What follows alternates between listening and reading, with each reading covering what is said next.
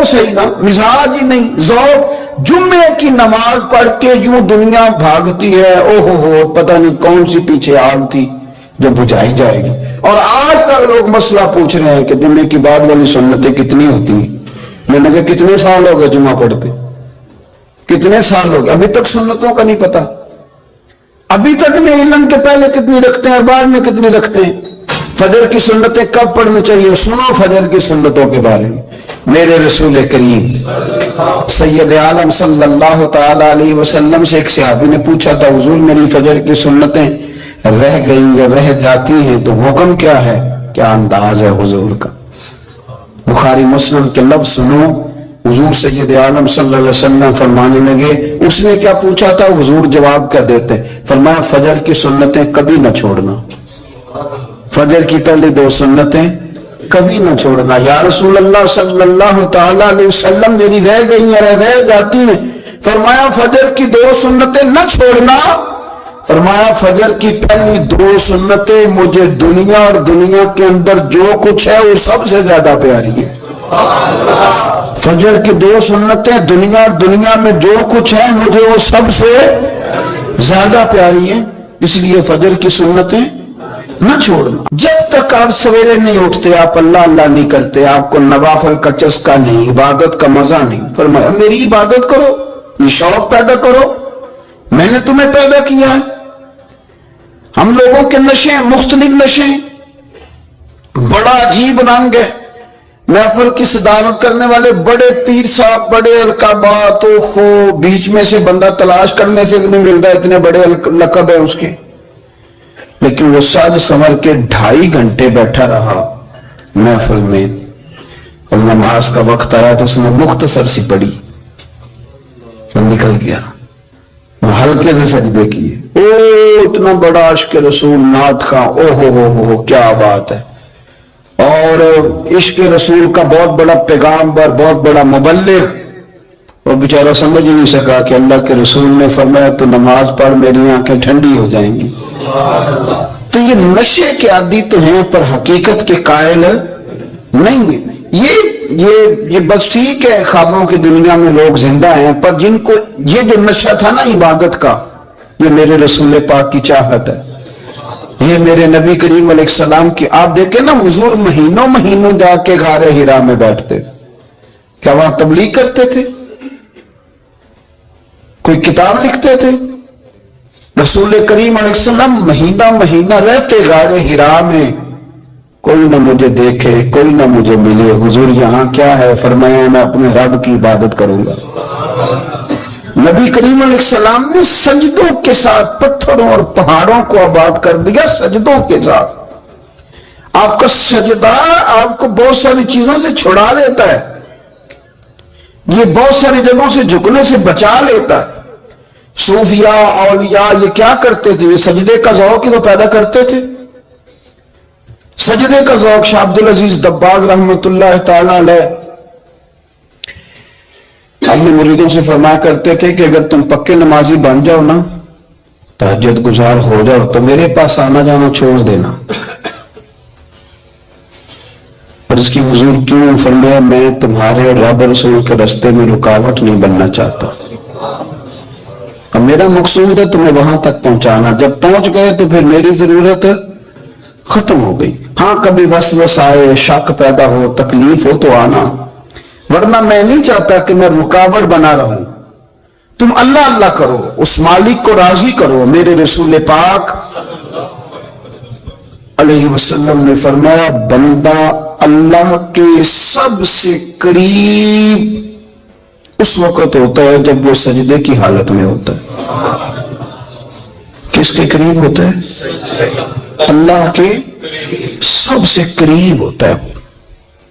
وہ بڑا نیڑے ہے رب کے, بڑا قریب ہے, اس لیے کہ وہ حالت ہے سجدہ میں. وہ جب سجدے کرتا ہے نا, اس کی بارگاہ میں جب جھک جاتا ہے. آپ ذرا سجدے کی کیفیت دیکھیں نا, زبان بھی یہاں ہے, آنکھ بھی یہاں ہے, کان بھی, عقل بھی ساری, اس نے سارا کچھ رکھ دیا سجدے میں. آپ وہ کبھی پیچھے جائیں تو دیہاتوں میں کہا جاتا تھا ناک سے نکیریں نکالو, بہت بڑی سزا ہوتی تھی نا. नाक से नकीरे निकालो, बड़ी सजा होती थी। तो इसने कहा मालिक मुझे किसी ने कहा नहीं, पर देखना मैंने रख दी सारी अकल सजदे में और रख के कहा क्या सुभान रब्बी अल्लाह मैं पस्त हूं तो आला है, अल्लाह तू मेरा रब है और तू सबसे आला। इतना और फरमाया जब ये इस कैफियत में होता है तो फिर ये अपने रब के करीब होता है। कसरत इबादत नवाफल। हमारे यहाँ उम्रे की कुरानंदाजी महफिलों पे होने लग गई है, हालांकि हदीस से साबित नहीं। मैं दोस्तों से कहता हूँ जायज है, करनी चाहिए, उम्रे की कुरानंदाजी जायज है, पर किसी हदीस में नहीं आई कि कुरानंदाजी करो उम्रा करो। हदीस में कुरानंदाजी ये आई है कि नबी पाक सल्लल्लाहु ने फरमाया तुम्हें पता चल जाए ना पहली सफ का सवाब कितना है, तुम कुरानंदाजी करो। उम्रे की कुरानंदाजी का तो पोस्टर छपता है, तो ये वाली कुरानंदाजी का वो नहीं है, होनी चाहिए कि नहीं। हुजूर ने फरमाया तुम्हें पता चले कि इसका सवाब कितना, तो तुम कुरानंदाजी करो, तुम कुरान डालो। जब आप नमाज पढ़ रहे होते हैं, जब आपका मुसल्ला आबाद होता है, सलाहुद्दीन अय्यूबी एक बुजुर्ग से मुलाकात हो गई, बैतुल मक़दस पर कब्जा था ईसाइयों का। तो सलाहुद्दीन बड़े परेशान थे। बाबा जी कहने लगे पुत्र क्या हुआ? कहने लगे हुजूर पता चला है दुश्मन के दो बहरी बेड़े असला लेके आ रहे। मुसलमान पहले ही कमजोर हैं और अब अगर दो बहरी बेड़े और आ गए तो हुजूर मसला बन जाएगा। तो मैं परेशान हूं कि किस तरह ये कम मसले वाली हमारी फौज है, कैसे मुकाबला करेगी। तो बाबा जी कहने लगे पुत्र इस तरह करना, आज रात तू भी दुआ करना और मैं भी करूंगा, तू भी दुआ करना, आप नाराज ना होना। हम तो पीरों वाले, हम तो पीरों के नौकर गुलाम हैं, हमारा तो गुजारा ही नहीं, हमें तो मिलता है सारा कुछ वहां से। फिर मेरा सवाल ये है कि तवील लेने जाते हो नफल क्यों नहीं पढ़ते, रात अल्लाह अल्लाह क्यों नहीं करते? ये भी तो हमारे बुजुर्गों का ही तरीका है, उन्होंने तो हमें सिखाया है। सलाहुद्दीन अय्यूबी से बुजुर्गों ने कहा कि रात आज ना अल्लाह अल्लाह करना, तो मैं तेरे लिए दुआ करूंगा, तू भी दुआ करना। तो बंदा जब दुखी होता है तो सजदा करता है, तो फिर ही तो मुसल्ला भीग जाता है, फिर ही तो मजा आता है। सुखी बंदा तो काबे जाके नहीं रोता, दुखी थे, तकलीफ थी, तो सर रखा सजदे में तो तड़प गए। और वो बाबा जी कहते हैं मैं मस्जिद आया तो सलाहुद्दीन चीखे मार के रो रहा था और कह रहा था मालिक मैं कोई अपनी शान के लिए तो नहीं ना लड़ रहा, अल्लाह को मैं कोई कब्जों के लिए तो नहीं लड़ रहा, मालिक तेरे लिए लड़ रहा हूं, मुझे बेआबरू न करना, मेरी मदद फरमाना। कहते मैं आया था कि मस्जिद में दुआ करूंगा, पर सलाहुद्दीन अय्यूबी को रोते देखा तो मैं लौट गया। तो सवेरे सलाहुद्दीन मिले तो बड़े खुश थे। मैंने कहा पुत्र क्या हुआ? कहने लगे हुजूर वो बहरी बेड़े दो आ रहे थे ना असला लेके, दोनों डूब गए पानी में, पानी में डूब गए। तो बाबा जी कहने लगे सलाहुद्दीन वो पानी में नहीं डूबे, वो तेरे आंसुओं में डूब गए, वो गरक हो गए। वो जो तूने मुसल्ला बात किया तो वो तेरे आंसुओं में डूब गए, वो गरक हो गए, वो तबाह इतने कीमती थे तेरे आंसू के बहा ले गए दुश्मन के बहरी बेड़ों को। मेरे भाई ठीक हो गया जी, मेरे अजीज समझ लें इस बात को हमेशा के लिए और इस पर गौर करने अच्छे तरीके से कि मेरे रसूल करीम सैयद आलम सल्लल्लाहु अलैहि वसल्लम ने ना हमारी तवज्जो दिलाई, हुजूर ने हमें बतलाया, हमारा ज़ौक़ बढ़ाया इबादत की तरफ। एक सहाबी थे हजरत अबू फातिमा रदी अल्लाह ताला अन्हु, ये तिरमिज़ी शरीफ की हदीस है। नबी पाक अलैहिस्सलाम ने फरमाया अबू फातिमा कयामत के दिन मुझसे जल्दी मिलना चाहते हो कि देर के साथ? तो कहने लगे हुजूर कौन होगा जो देर से मिलना चाहे, हमने तो जान दे दी वादाए दीदार पर। आला हज़रत फरमाते हैं जान दे दी वादाए और नगद अपना दाम हो ही जाएगा। मुझे लगता है कि ये सौदा नगदो नगद हो जाना है, क्योंकि हमने जान दे दी वादाए दीदार पर। आपने वादा किया था कि मरेंगे तो फिर ज़ियारत होगी, तो मर गए हम ज़ियारत की खातर। जान दे दी वादाए दीदार पर तो नगद अपना दाम हो ही जाएगा। ए रजा हर काम का एक वक्त है, دل کو بھی آرام ہو ہی جائے گا. تو حضرت ابو فاطمہ رضی اللہ تعالیٰ عنہ سے نبی پاک صلی اللہ علیہ وسلم نے فرمایا جلدی ملنا چاہتے ہو کہ دیر سے؟ اس کی حضور فٹافٹ ملنا ہے، میں نے قیامت کے دن آپ سے جلدی ملنا ہے. تو نبی پاک علیہ السلام نے فرمایا پھر اس طرح کرنا، دنیا میں رہ کے سجدے زیادہ کرنا، پھر سجدے زیادہ کرنا، قیامت میں ملاقات جلدی ہو جائے گی، قرب ملے گا تمہیں. اپنے بچوں کے اندر دیکھیں نا، ہم شوق پیدا کرتے ہیں، ہمیں صحیح لفظ نہیں بولنے آتے پر ہم بچوں میں شوق پیدا کرتے ہیں کہ پتر ڈاکٹر بن جائے گا تو بڑا نفع کرے گا، تو لوگوں کی خدمت کرے گا، ملک و ملت کی خدمت کرے گا، تیرے ابا کا نام روشن ہوگا، تیرے دادا کی تعریفیں ہوگی. ہم یہ ذوق پیدا کرتے ہیں. ہم اپنے نوجوانوں کے اندر یہ فکر پیدا کرتے ہیں، انہیں ہم سمجھاتے ہیں کہ میاں جب تم پڑھو گے، محنت کرو گے تو فلاں آدمی کی طرح تمہارا نام ہوگا. یہ جتنا ذوق ہم بچوں کے اندر ان چیزوں کا پیدا کرتے، ہمیں حکم ہے کسی طرح ہم ذوق پیدا کریں کہ پتر نماز پڑھے گا تو اللہ راضی ہو جائے گا، تو سجدہ کرے گا. دیکھیں نا میرے رسول کریم علیہ السلام نے فرمایا 7 سال کے بچے کو مسجد لے کے جاؤ، یعنی اسے شوق دلاؤ، اس کے اندر یہ خاصیت پیدا کرو کہ اس کا دل کرے مسجد میں جانے کا، اس کے اندر یہ خصوصیات لاؤ کہ وہ ہمارے یہاں نا ہر چیز کو پرموٹ کیا جا رہا ہے، ہر چیز کو یعنی سر سنگیت سکھانے کے لیے اکیڈمیاں بن گئی، ہر شے پرموٹ ہو رہی ہے. عبادت کا جذبہ کم ہوتا جا رہا ہے، اللہ کا ذوق ہمارے اندر نہیں رہا. اور اتنا مشکل ہم نے اپنے لیے بنا لیا ہے کہ وہ بندہ جو بڑی زبردست مذہبی گفتگو کر رہا تھا اور تگڑی بات کر رہا تھا، کیا بات ہے، لیکن نماز کے بارے میں کمزوری دکھا جاتا ہے، نوافل کے بارے میں وہ چپکے سے نکل جاتا ہے. امام احمد بن حنبل رحمۃ اللہ تعالی علیہ، مسند امام احمد بن حنبل 14 جلدوں میں ہے مارکیٹ میں، اور مجھے تو خیر پسند ہی پڑی ہے، میں نے کئی دفعہ پڑھی ہے. اور کیا بات ہے امام احمد بن حنبل کی، کیسے تگڑے قسم کے محدث تھے اور اللہ نے کتنا انہیں اعزاز عطا فرمایا ہوا تھا. یہ کوڑے بھی کھاتے تھے دین کی خاطر، سارا کرتا لہو سے بھر بھی جایا کرتا تھا. بڑا اعزاز والا شخص تھے، بڑے اعزاز والے. حدیثیں جمع کرنا، حدیثیں لکھنا، حدیث پڑھانا، سارا دن رہتے تھے. کہہ سکتے تھے کہ میں کر تو رہا ہوں کام، اور حدیث بھی موجود ہے کہ عالم عابد سے افضل ہوتا ہے، پر اس کے باوجود امام احمد بن حنبل رحمۃ اللہ علیہ 300 نفل فرض نمازوں کے علاوہ پڑھا کرتے تھے. 300 نوافل روز پڑھا کرتے تھے. ان کے بیٹے نے کہا جی مکان خریدنا ہے تو وہ جگہ کہاں کر کے لوں، بہت ساری آبادیاں، تو فرمایا پتر وہاں لینا جہاں مسجد قریب ہو. میرے رسول کریم سید عالم صلی اللہ علیہ وسلم اتنا پسند کرتے مسجد کو، اتنا پسند کرتے نماز کو کہ رسول کریم صلی اللہ علیہ وسلم تہجد کی نماز بھی پڑھتے، پھر حضور فجر کی نماز بھی پڑھتے. نبی پاک وتر کو الگ کر کے پڑھتے، عشاء کے ساتھ نہیں پڑھتے. یہ تو ہمیں سے یہ اجازت دی ہمارے بزرگوں نے کہ بعد میں اٹھے گا کون علیحدہ وتر پڑھنے کے لیے، عشاء کے ساتھ پڑھ لے.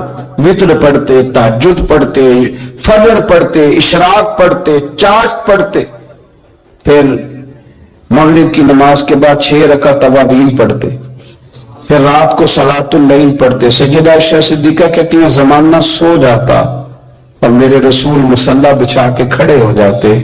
او یار کھیتی باڑی کر کے نہیں، محنت مزدوری کر کے نہیں. جناب عائشہ کہتی ہے میں یہ بھی دیکھتی کہ حضور ایک آیت شروع کرتے تو ساری رات اسی کو پڑھتے، اور میری نظر جاتی تو قدم مبارک پہ ورم آ جاتا.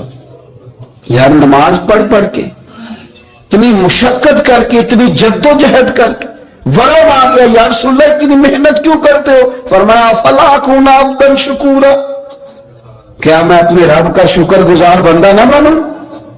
صحابہ کا ذوق عبادتوں کا، ریاضتوں کا، تلاوتوں کا، طبیعتیں ان کی، وہ ایک دوسرے کو. حضرت مولا علی شیر خدا کرم اللہ تعالی وجہہ الکریم کے زمانے میں روم کے بادشاہ نے کہا یار یہ مسلمانوں کا پتہ تو کرو، یہ آخر کیوں اتنے زیادہ مجاہد ہیں؟ اس زمانے میں جاسوس بھیجنے کا مزاج تھا. اب تو جاسوس پکڑا جاتا ہے, اب تو جاسوس اور جاسوسی کا شوق ویسے آج بھی ہے. عرض کروں تھوڑی سی بات اس عنوان سے. پتہ ہے کیا ہمارا مسئلہ ہے؟ ہم جہاں جاتے ہیں نا وہاں تھوڑی خوشبو سونگنے کی کوشش کرتے ہیں. وہ کیا ہے تو یہ کیا ہے تو ادھر کیا ہے تو تھوڑا سا ادھر کیا ہے. میرے رسول پاک پڑھیے تو شریف سارے پڑھیے ذرا زور سے صلی اللہ تعالی. نبی پاک علیہ السلام نے فرمایا جاسوسی نہ کرنا ورنہ تم بندوں کو خراب کر دو گے. اور فرمایا اس طرح نہ ہو کہ تم کسی کے آپ کھول نکلو تو تمہارے پہلے کھول جائیں. یہ جو ذوق ہے نا یہ ختم کریں, چھوڑیں. مطلب آپ کس چکر میں پڑے ہوئے ہیں؟ اتنی زیادہ توجہ کرنے کی کیا ضرورت ہے؟ میں کام سے کام رکھیں, اس میں بندہ تھوڑا سا نا آسان رہتا ہے. یہ جو بہت زیادہ ٹٹولنے والے لوگ ہوتے ہیں نا وہ بیچارے پھر عمر ٹٹولتے ہی گزار دیتے ہیں, اس لیے کہ مزاج ہی بہت پکا ہے. گوری کا منہ کھول کے اندر تک ہاتھ ڈالنا تو پھر کئی دفعہ سامنے سے بچھو بھی لڑ جاتا ہے, خرابی ہوتی. تو جاسوسی کی جاتی تھی. اس نے بھی جاسوس بھیجے کیونکہ قبیلوں کے لوگ تھے, کچھ مسلم کچھ کافر, پہچانے نہیں جاتے تھے لوگ. تو کچھ لوگ اس نے بھیجے, انہوں نے آ کے نا تحقیق کی, ریسرچ کری کہ آخر ماجرا کیا ہے. تو واپس جا کے انہوں نے رپورٹ دی نا روم کے بادشاہ کو. اس رپورٹ کا ایک جملہ بڑا شاندار ہے. وہ کہنے لگا بادشاہ ہمیں مسلمانوں کی کوئی سمجھ نہیں آئی, ہمیں کوئی سمجھ نہیں. انہوں نے کہا کیوں نہیں سمجھ آئی؟ کہنے لگے یار عجیب بندے ہیں, جب رات مسلح پہ بیٹھتے ہیں تو یوں لگتا ہے ان کا دنیا سے رشتہ ہی کوئی نہیں, کوئی کسی کو نہیں جانتا. کوئی اپنے دکھ سنا کے رو رہا ہے, کوئی اپنی بات کر کے رو رہا ہے. لگتا ہے کہ ان کا کوئی رشتہ ہے ہی نہیں جب مسلح پہ بیٹھتے ہیں. اور فرمایا جب سویرے یہ جہاد کرنے نکلتے ہیں تو لگتا ہے ان سے زیادہ دلیر ہی کوئی نہیں. حالانکہ جو مسلحوں پہ رونے دھونے کے لوگ ہوتے ہیں وہ کئی دفعہ جہاد میں کام نہیں کرتے, لیکن عجیب لوگ ہیں کہ رات کے راہب ہیں, دن کے مجاہد ہیں, کوئی سمجھ نہیں آتی. میرے عزیز ان لوگوں نے مسلح آباد کر کے رکھا, تلاوتیں ان کا ذوق رہی, منظر روز پڑھنا, اسباق پڑھنا, وظائف پڑھنا, یہ ان کا ذوق رہا. اعلیٰ حضرت بریلوی رحمت اللہ نے ایک 1000 کتاب لکھی ہے, لیکن الوظیفۃ الکریمہ کے نام سے جو وہ صبح و شام وظائف پڑھتے تھے وہ الگ انہوں نے ان کو بیان کیا, پابندی کے ساتھ اپنی اللہ اللہ کرتے. شیخ شہاب الدین سہروردی رحمت اللہ علیہ اس پر ایک بندے نے اعتراض کیا. اس نے کہا جی آپ کس قسم کے صوفی ہیں, مرید بیٹھے ہیں اور آپ وہاں نفل پڑھ رہے ہیں. یہ بڑا مسئلہ ہوتا ہے نا, جو بندہ ملنے آتا ہے وہ اپنے ٹائم کے حساب سے آتا ہے, اور اس کا یہ بھی خیال ہوتا ہے کہ پیر صاحب جو ہیں وہ چونکہ درویش ہیں تو نہ انہیں روٹی کھانی چاہیے نہ سونا چاہیے, چونکہ وہ درویش ہیں. اور ہم چونکہ درویشوں کے ماننے والے ہیں لہذا ہمارا یہ طریقہ ہونا چاہیے کہ جیسے ہم کہیں درویش ویسے ہی کر جائے. حالانکہ جس کو آپ درویش کہیں گے آپ اس کی مانیں گے, آپ منوائیں گے نہیں, تمہارا مزاج ہوتا ہے. شیخ شہاب الدین پر لوگوں نے اعتراض کی, حضور لوگ ملنے آئے ہیں, زیارت کرنے آئے ہیں, یہ بندے دعا کرانے آئے ہیں, اللہ اللہ کرانے آئے اور آپ نفل پڑھ رہے ہیں, کیا جملہ ہے, کیا حسن ہے, کیا خوبصورتی ہے. فرمانے لگے رب رسول سے مانگنے کے لیے مصلی بچھایا ہے, اگر وہاں سے مانگوں گا نہیں تو تمہیں دوں گا کیا, پہلے مجھے کچھ لے تو لینے دو, اگر میرے پلے کچھ ہے ہوگی تو آگے دوں گا نا. تو میں مانگنے گیا تھا کہ یا اللہ دے, تیرے بندے لینے آئے ہیں, دے, تو میں کچھ لوں گا تو آگے دوں گا نا. لیکن ہمارا یہ سٹیٹس, یہ مزاج, یہ شعور نہیں ہے. گپیں, کہانیاں, داستانیں, گفتگو, خطابت, واز, کیا بات. لیکن اگر کچھ کرنے کا کام ہو تو انہیں ہم سے ہوتا. میرے نبی کریم علیہ الصلوۃ والسلام نے مصلی سے دل لگانے کا درس دیا, حضور نے توجہ دلائی. صحابہ اس ذوق کے حامل لوگ تھے, وہ کوشش کرتے تھے. جناب صدیق اکبر رضی اللہ تعالیٰ عنہ کا عبادت کا مزاج ہمیشہ قائم رہا. حضرت عمر فاروق ساری رات اللہ کے حضور کھڑے رہے.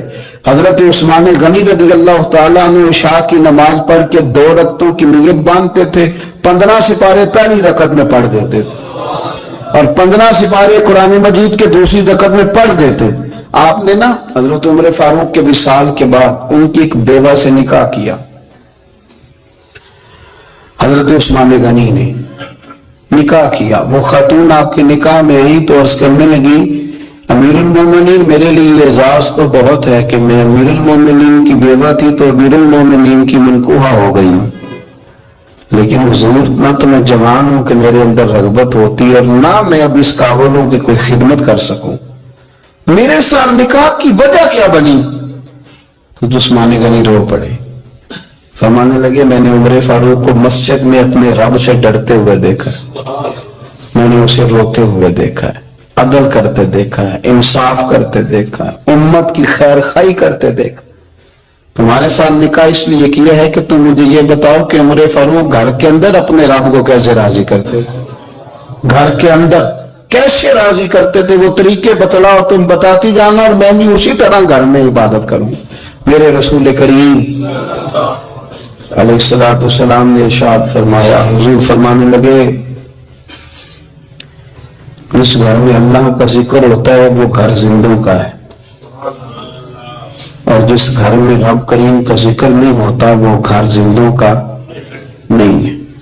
گھر نہ ہم نہ کتابوں میں پڑھتے ہیں کہ ایک بزرگ کہتے ہیں، حضرت فضائل بن ایاز کہتے ہیں کہ میں ایک گلی سے گزر رہا تھا تو گھر کے اندر کسی قاری صاحب نے قرآن کی آیت پڑھ دی، وَلِمَنْ خَافَ مَقَامَ رَبِّهِ جَنَّتَانِ، میں میرے کانوں سے ٹکرائی تو اللہ نے میری کایا ہی پلٹ دی، میں توبہ کر گیا۔ اب گھر کے اندر سے آواز آئے تو صحیح نہ تلاوت کی، پر اندر سے آواز آتی نہیں ہے، ڈک بجنے کی آواز آتی ہے، یا ٹی وی چلنے کی آواز آتی ہے، یا دھوم مچانے کی آواز آتی ہے۔ عبادت کا وہ جو خاص شوق تھا، وہ جو حسن تھا، وہ جو توانائی تھی، وہ جو بات تھی۔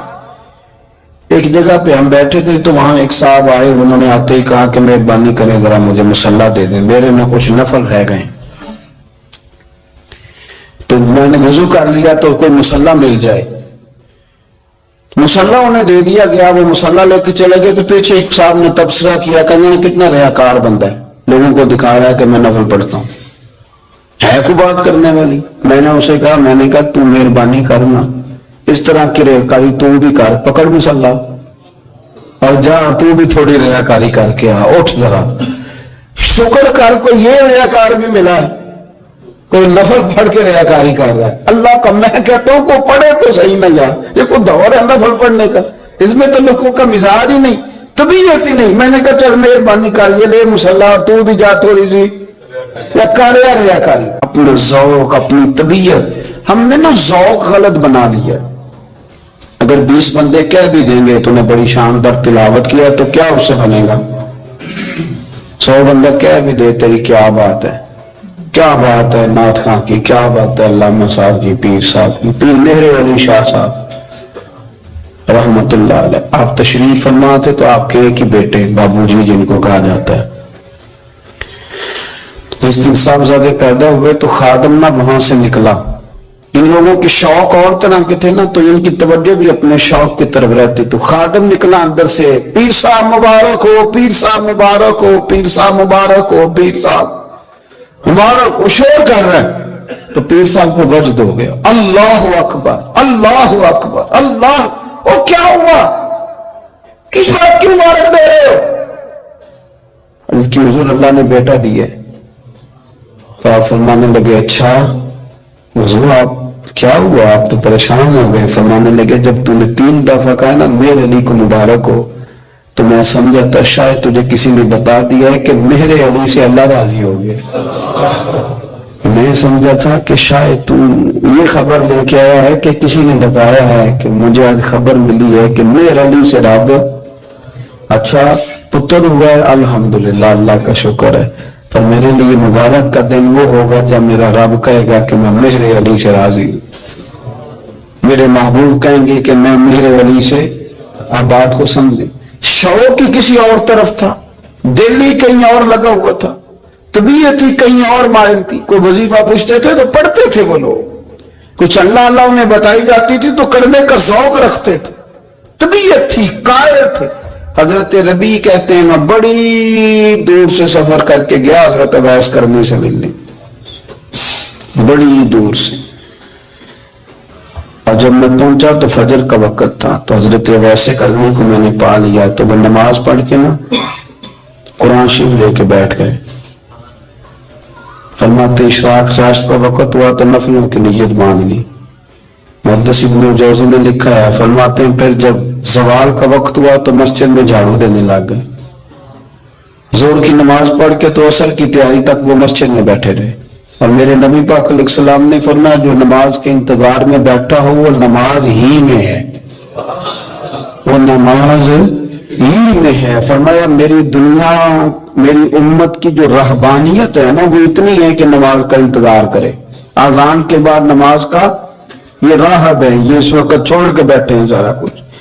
فرماتے ہیں عصر تک انہوں نے اللہ اللہ کی، پھر مغرب تک کی، عشاء کی نماز ہوئی تو نماز پڑھی تو وہ تھک گئے۔ اب مجھے وہ فارغ ہو، مصلی چھوڑے تو میں ملاقات کروں نا۔ یہ آپ حیران نہ ہو کہ اتنی دیر بندہ کیسے اللہ اللہ کر، ہم نے کی نہیں نا اس لیے ہم پریشان ہیں۔ جو عادی ہوتے ہیں وہ کر بھی لیتے ہیں، وہ یہ کام، میری بات کی سمجھ آ رہی ہے؟ جب جاتے ہو کسی دفتر میں تو 8 گھنٹے کھڑے رہ لیتے ہو نا، مجبوری ہوتی ہے تو کھڑے رہا جا سکتا ہے۔ پاسپورٹ کا دفتر، بولیے امیگریشن کی لائنوں میں، اور میں نے تو ایمبیسیوں میں بندے 12 گھنٹے پہلے جا کے کھڑے دیکھے، رہ لیتے ہیں کھڑے۔ تو اگر ان کاموں کے لیے رہا جاتا ہے تو اللہ رسول کے لیے بھی کھڑے رہا جا سکتا ہے۔ تو فرمانے لگے کہ جب عشاء کی نماز کے بعد آخری انسان تھے، تھک گئے، نیند کا غلبہ ہوا تو تھوڑی ایسے آنکھ بند ہوئی تو کھلی تو رونے لگے۔ حضرت ویسے کر لیا، رو کے کہنے لگے مالک مجھے غافل تو نہ کر، کوئی میں نے کیا بھی کچھ نہیں، دن ختم ہو گیا، کوئی نفل نہیں، کوئی اللہ اللہ نہیں، اللہ مجھے غافل نہ کر، میری مدد فرما۔ فرماتے ہیں جب وہ روئے تو میرے ساتھ جو شخص تھا میں نے کہا اٹھو چلیں، کہنے لگے حضور ملنا نہیں، فرمایا جو میں لینے آیا تھا وہ مجھے مل گیا، جو میں ان سے سیکھنے آیا تھا وہ مجھے نصیب ہو گیا، اب اور میں نے کیا لینا، ختم ہو گئی، اٹھو چلیں۔ اللہ کے بندوں نے حضرت ربیعہ بن کعب اسلمی رضی اللہ تعالیٰ عنہ فرماتے ہیں، کہتے ہیں جب بنو قریظہ اور بنو نضار یہودیوں کے ساتھ حضور علیہ السلام نے جنگ کا اعلان فرمایا تو وہ دشمن ہو گئے، ہمیں خطرہ تھا کہ وہ رات کو کہیں محبوب کو تکلیف نہ دیں، تو کچھ لوگ نا تلواریں لے کے نبی پاک کے دروازے پہ پہرے داری کرتے تھے۔ گن مین رکھنا حرام نہیں، اگر کسی کو واقعی خطرہ ہو تو اس کے لیے سنت بھی ہے۔ حضرت علی المرتضیٰ تلوار لے کے حضور کے گھر کا پہرا دیتے تھے۔ حضرت ربیعہ بن کعب اسلمی رضی اللہ تعالیٰ عنہ فرماتے ہیں کہ رات میری ڈیوٹی تھی کہ میں حضور کے گھر کا پہرا دوں گا، تو فرماتے ہیں میں باہر سن رہا تھا، ساری رات ہی میرے نبی پاک نے اللہ کی تسبیح پڑھی، ساری رات، کبھی تسبیح، کبھی تہلیل، کبھی تحمید، کبھی تکبیر، ساری رات۔